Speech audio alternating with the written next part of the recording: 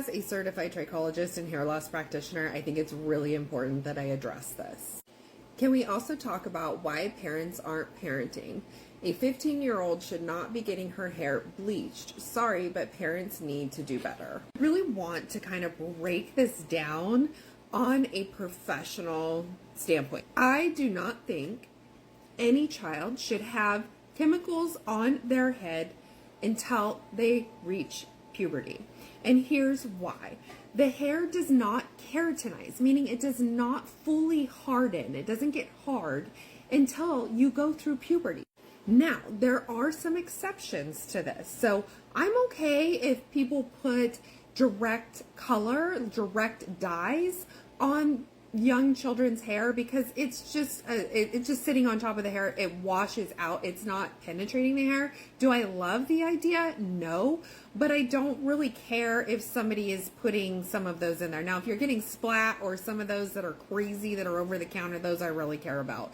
You keep it off the scalp. If you're just doing the tips, you know, there's exceptions to the rules here, just like with anything else, right? So let's take that component out of there. When we are talking about lightener and actual hair color that is changing and altering the state of the hair structure itself, it doesn't matter whether it's just eating the melanin or not. It does not matter. It's still altering the structure. I am so anti and against until that child reaches puberty. Now, once a child reaches puberty and they want to get their hair colored, that is between the child and their parent. 15 is old enough past the puberty standpoint to allow that child to color their hair, and that now becomes a parent's decision and what's right for their family. However, everybody should have a patch test done your very first time getting lightener or color done on the scalp. And this particular situation is actually kind of even more tragic, and I'm going to go into that a little bit more. Why? This girl did not go in and have lightener put on her scalp.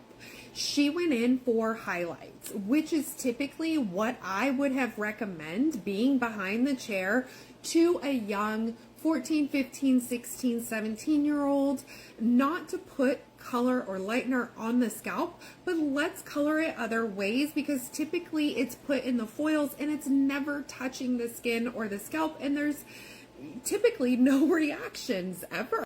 But what happened here is that those foils bled. So there was way too much product up close at the foil where it was folded over. And as that lightener expanded, when it started to heat up, when it was working and it was activating, basically, it expanded and then it came out the foil and it was on her scalp for a prolonged period of time. And then that foil was on top of the section that also had the lightener on it. So the heat from the lightener was just circulating inside this little pocket on her head. And so that's why she had the chemical burn in that one spot so severely.